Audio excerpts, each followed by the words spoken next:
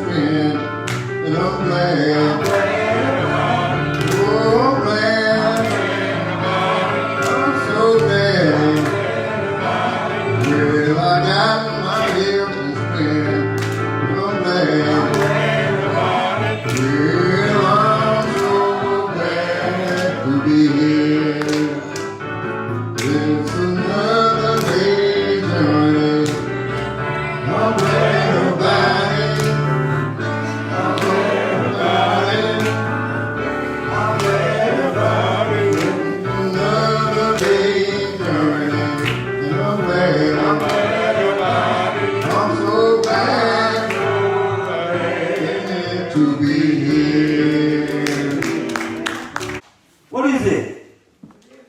What is it? There's a famous script by Abbott and Costello. And Abbott and Costello would ask this question. They would say, who's on first? Are y'all with me, church? Yeah. And they would go back and forth. Who's on first? No, what's on is on second. And I'm not asking you who's on second, who's on first. Yeah. He said one base at a time. Well, don't change the players around, said Bud or Abbott. Costello said, I'm not changing nobody.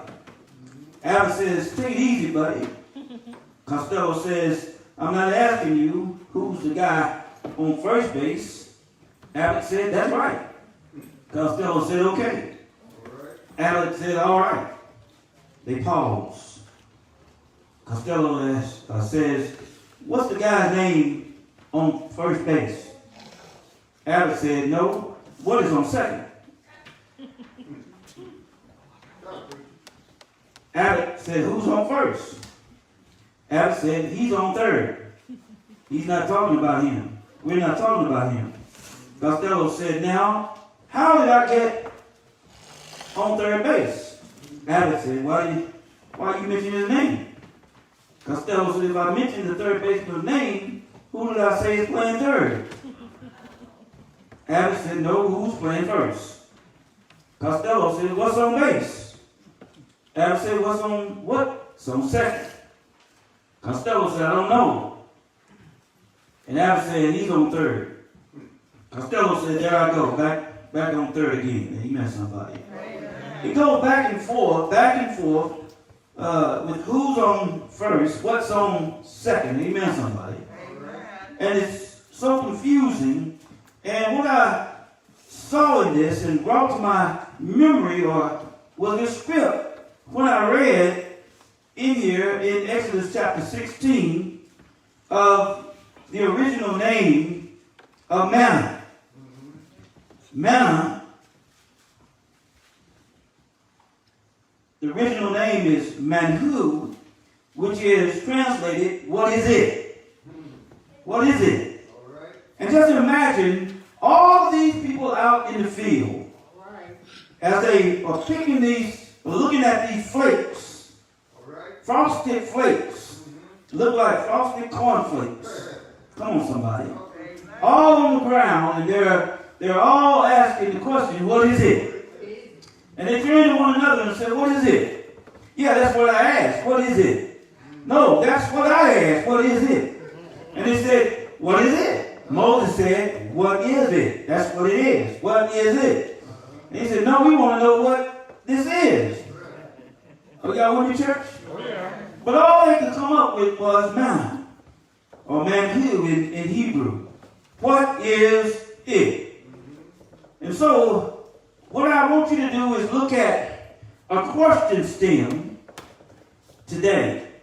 And a question stem is a sentence that is used to invoke thought and guide a student in responding to a specific question. The question stem is, what is it? And you finish that sentence. Are y'all with me, church? It's your responsibility to fill in the rest of this question, because it's all left up to you. Yeah. What is it going to take to please you?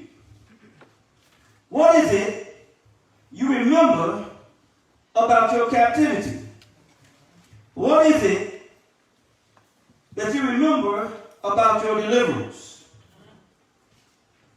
Those are some of the questions that I have pulled out of this question stem of what is it. But I want to paint a picture to you about the children of Israel. The children of Israel had been in captivity for over 400 years in Egypt. Moses and Aaron were sent by God to approach Pharaoh, and after all the plagues, Pharaoh said, let them go. The children of Israel went through getting instructions from Moses about the last plague, the killing of the firstborns. That they would kill a lamb and put the blood over the door and on the two side posts.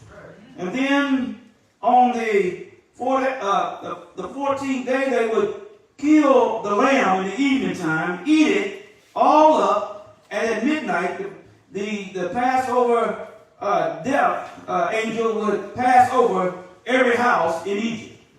And those that didn't have the blood on over the lintel and the two side posts would die, their firstborns. Come on, somebody. You can see and hear the cries that spread out over the darkness of Egypt. The Lord told them to gird up your loins and put on your sandals while you eat this. With eat it unleavened bread. Leaven is a symbol of sin. All right, somebody. And that's why Paul says that a little leaven will leaven the whole lump. And if there's one sin in the congregation, it's going to continue to grow, because the people in the congregation, the church will become sinful because they have an awareness of it and they didn't do anything to correct the problem. Can I get a witness, church?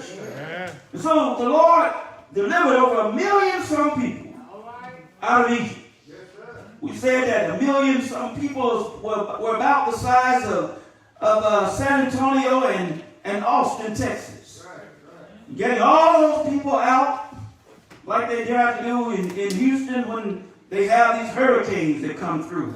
And the traffic is jammed on the streets. And if you didn't have a tank of gas while you're sitting there, you might just run out of gas. Come on, somebody.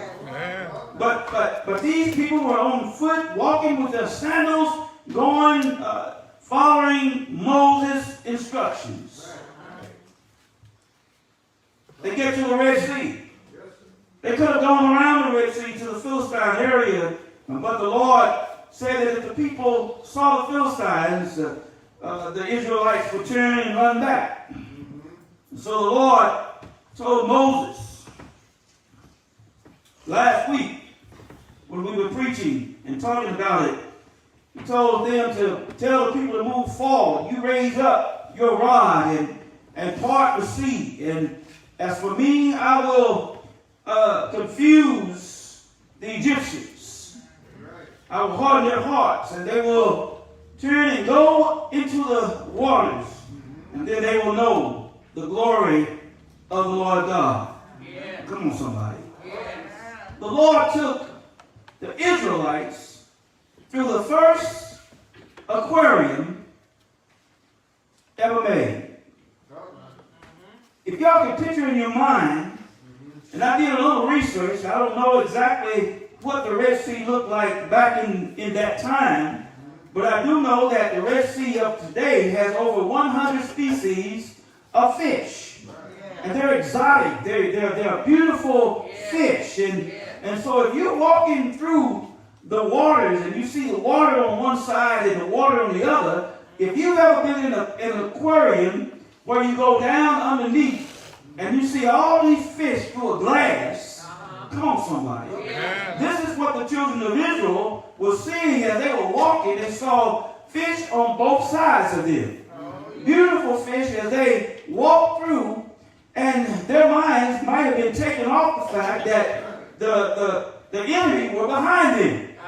I don't know about you, but I know that there will probably be some children that want to stand there and look at those beautiful fish that are there in that aquarium as they were walking through the Red Sea. Oh, y'all don't hear what I'm saying, church. God can do amazing things. And I imagine that people think that they generated the first idea of an underwater aquarium. They need to go back to the Bible and see where God had the first underwater aquarium. Come on, somebody. God is amazing, isn't he? He's amazing as they went through. And after they got through, then the water collapsed on the Egyptians. Moses wrote a song, and Miriam and the rest of the ladies sang background. Come on, somebody. Sound like Mount Zion's choirs. And after they were finished, they didn't have any water. They started complaining that they didn't have water. The water was bitter.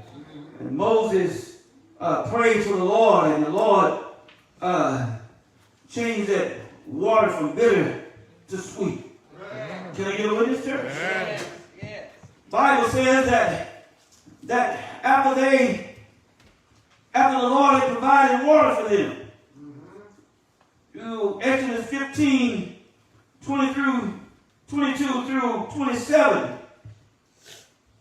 it said they came to the wilderness of sin. That's a strange name for a wilderness. And I don't know about you, but I've been in the wilderness of sin, where it seemed like everything I did was against God's will. Because sin is, the definition is, it's disobedience to God's will. Can I get a witness, church? Anything that is that contradicts the character of God is sin. And so in some of the Bible it says that it was the 50th day. 50th day after they had come out of Egypt. Are y'all with me, church? On the 15th day of the second month, it was really Pentecost, where the Lord had provided quail and bread from heaven. Can I get a witness? And so they began to grumble about water. The water's bitter.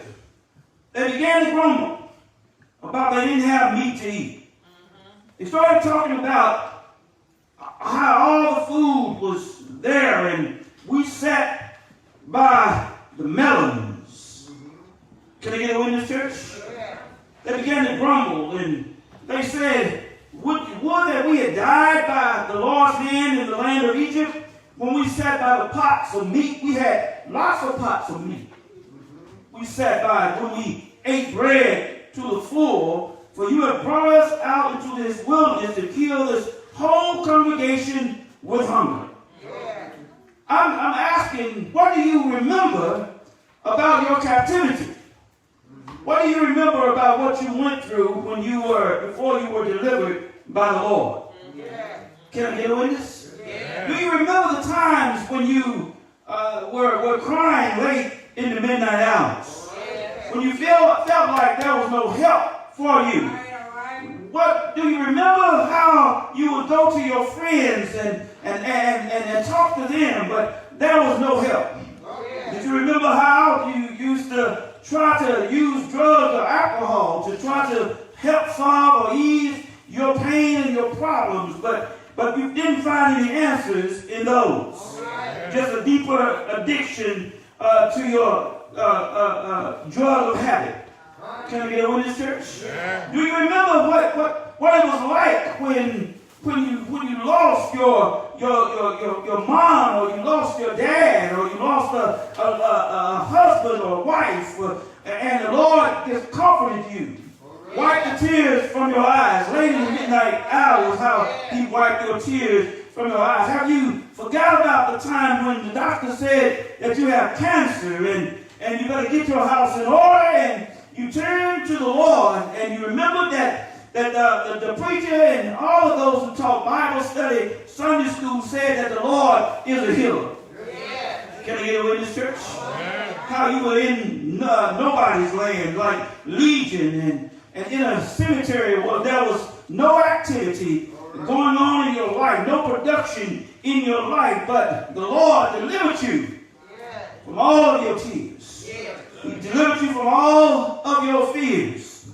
The Lord heard even your grumbling, and the Lord has provided for you. Come on, somebody. Jehovah Jireh is what Abram said, that's the Lord. He's Jehovah Jireh. He provides.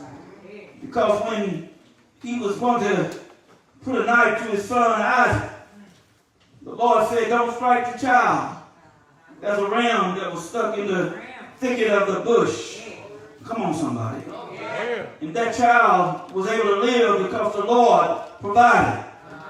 And we may say that the Lord will provide. But do you believe? Because if you believe, why are you grumbling? Come on, somebody. What is it going to take to please you? What is it going to take to please you? It seems like we're never satisfied. Seems like you can do something and rectify a problem and they still won't be happy. There's some folks that just always seem like they're always negative. There's never any positive. Every time you go around them, they always have something negative to say. Can I get a witness, church? Always. Did you see so-and-so's dress in church? Come on, somebody. I don't know what it is about why she had to wear those short dresses. What I found out about most folks is that jealousy drives many of their concerns. They wish that they were still small enough to wear them. Come on, somebody. And many people have to go and shave their heads. And so they complain about people that have long hair. Can I get on this church? And you can't put extensions on your hair unless you have some hair to put extensions on. Y'all don't hear what I'm saying. There's a whole lot of complaining this and complaining that. God grant me the serenity to accept the things I cannot change, the courage to change the things I can, and the wisdom to know the difference. You can change your friends if you hang around. You don't have to hang around them all the time. God knows that you can find another direction. You can find some friends that you can talk to, friends that will always encourage you and never have negative things to say about you. Friends that you can call on that Jesus said are closer than a brother. Can I get a witness? Some that were, according to Paul in in Galatians chapter 6, where he says, those brothers that are spiritual, he said, help those who are in a transgression or trespass. He said, help them and bear one another's burdens. Can I get a witness, church? As we bear our own burdens, we are supposed to bear other people's burdens. What is it going to take for you to remember that the Lord has been good to you? In Psalms 103, and I want to take you there because this is one that I have seared in my heart, mind, and soul. And it simply says in Psalms 103, bless the Lord, O my soul, and all that is within me. Bless his holy name. And forget none of his benefits. Can I get a witness? Many times we forget about the benefits of the Lord. Jesus said that God will supply all of your needs. Abraham Maslow is a psychologist, and he said that human needs is physical, air, water, food, clothes, and shelter. And my God will supply clean air for you. Ain't God all right? Because he knows you need clean air in your lungs to get into your blood for your muscles and all of these things to operate. Can I get a witness? Then it says, not only do you need air, water, clothes, and shelter, but you also need security. That's why the first thing I can say is, God is my refuge. God is my strength. Ain't God all right? He's a very present help in the time of need. Ain't God all right? That's why I know he's security for me. But when I have God's, I know I'm secured on my job.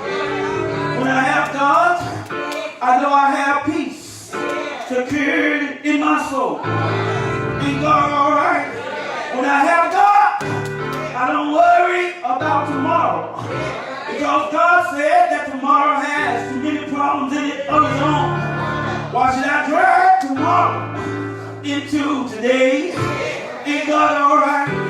Jesus said, come unto me, all ye that labor and are heavy laden, and I will give you rest.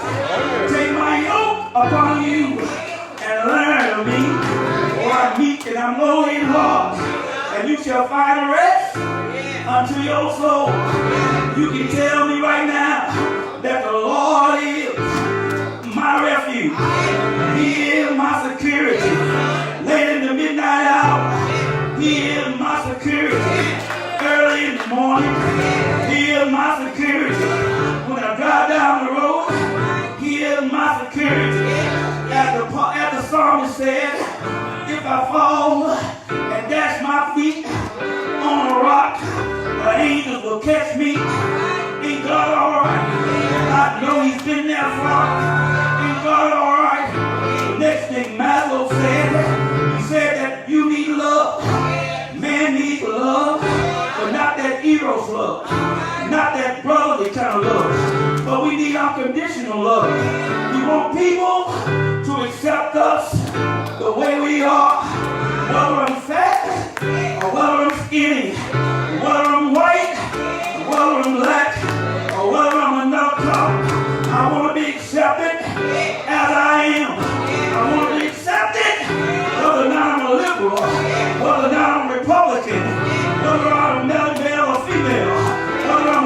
pray. I want to be accepted unconditionally. Ain't God all right? And the next thing is esteem. The Lord always picks me up. He said, I can do all things through Christ who gives me strength. Ain't God all right? God said, I saw you lying in your own blood. And I spoke to you. And I said, live. Ain't God all right? And you're lying there in your own blood. Nobody wanted you. I touched your umbilical cord while you were lying in your own blood. I put you in my arms. I rocked you. I cleaned the blood off of you. I put clothes on you and fine jewelry on you. Ain't God all right? The psalmist said, I am beautifully and wonderfully made. Ain't God all right? Y'all don't hear me? All of you are made in God's image. You are beautiful and wonderfully made. Ain't God all right? He knows you from the inside and He knows you from the outside. That's why He picked you up and placed you on a rock high above your enemies. And He made your enemy your footstool. Ain't God all right? I feel good today. Every now and then, forget not the benefits of the Lord. He pardons all your sins. He heals all your diseases. Y'all don't hear me? Every time I call on the name of the Lord, He heals all my diseases. Do I have a testimony? Somebody ought to raise their hand and shout, I know what the preacher's talking about. Ain't God all right? He redeems all your life from the pit. I tell you right now, I've tasted of the Lord. He's good. He's mighty good. Ain't God all right? He's good. So good. And sometimes I don't feel like getting out of bed. But the Lord has been good to me. He's been good. Ain't God all right? You need to taste and see what I'm talking about. I'm not going to just sit here and just eat without telling you. You need to have some. You'll say, what is it? What is it that you're talking about? Jesus said, I am the bread that came down from heaven. He said, Moses gave you that bread, and you said, what is it? Ain't God all right? Well, I am the answer to the bread that came down. Ain't God all right? I am the living bread. I am. Ain't God all right? Jesus said, I am that I am. I am that I am. I am that I am. Has sent me here. Ain't God all right? I am that I am. The bread of life. Ain't God all right? Somebody ought to shout with me. Redeem my life from the pit. I was headed to a burning hell. But when I accepted Jesus, He saved me. Did He save you? He saved me. And I know without a shadow of doubt, I'm not going to hell. He redeemed me from the pit. Ain't God all right? Can I tell you a little bit more? He crowns you with loving kindness and compassion. Ain't God all right? Ain't God almighty? I heard David say, I sat there at the table of the Lord, and He placed the cup there. He filled my cup. My cup running over. He said, surely, surely, surely, grace and mercy upon me all the days of my life. And I will. He's been good. I've been good to you. I will dwell in the house of the Lord forever. Ain't God all right? He satisfies your years with good years and with good things. Y'all don't hear me? When I was younger, I used to struggle with my finances. When I was younger, I used to struggle with relationships. When I was younger, I used to struggle with my prayer life. When I was younger, I used to struggle with going to the doctor. I used to struggle with paying my car note. I used to struggle, y'all don't hear me, with getting my oil changed. I used to struggle with doing those necessary things, paying my bills. Thank God, all right, but the Lord has showered me in my older years with good things. Thank God, all right. He straightened me out. He taught me just like he taught the children of Israel. He said, this is what I want them to do. I'm giving them instructions, and I want them to follow me and follow my instructions. Anybody can go out and eat. Anybody can go out and gather. But I want you to learn how to take instructions. Y'all don't hear me? He said, I want you to go out and gather just what you need. Don't get more than more from your household. Just get what you need. And then on the 6th day, I want you to gather double what you usually get. Because on the 7th day, you won't have any manna. Ain't God all right? And I know if you follow my instructions, you're going to grow. Ain't God all right? God said through our Father Jesus, through our Son Jesus Christ, He said if you're faithful over the least of things, God will bless you with more. If you're faithful over your house note, if you're faithful over your cable note, if you're faithful over your gas bill, faithful over your electric bill, faithful over your money, He said I'll bless you with more. Ain't God all right? Wrote those instructions for you. And if you're not having more right now, it's because you're not faithful in the least of things. Ain't God all right? The reason why you can't build a new church is because you're not faithful with the one that you had. Ain't God all right?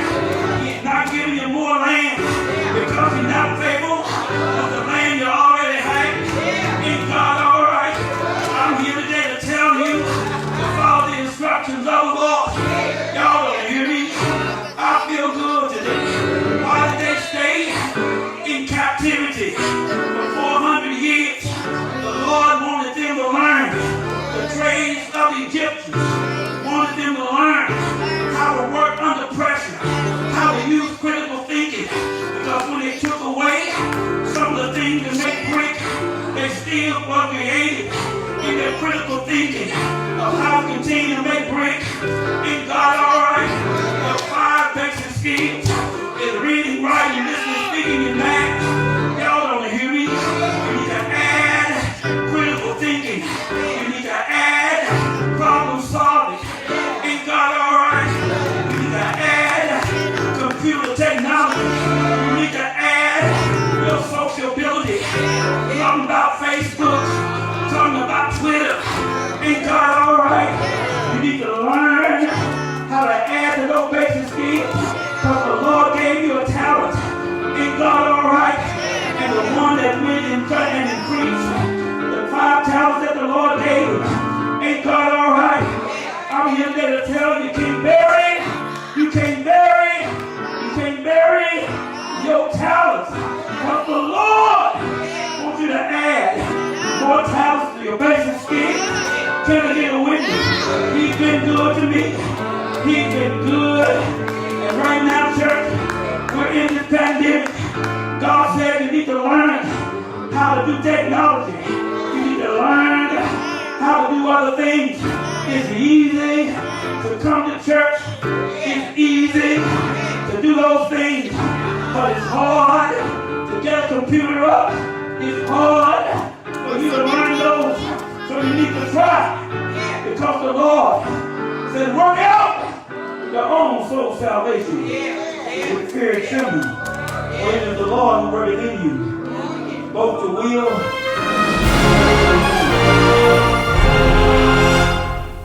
We pray that you have been blessed by the sermon, What Is It? Taken from Exodus chapter 16, verses 2 through verse 15. This is a sermon by Reverend Ronald E. Daniels Sr., the pastor of Mount Zion CME Church-Kilgore, Texas.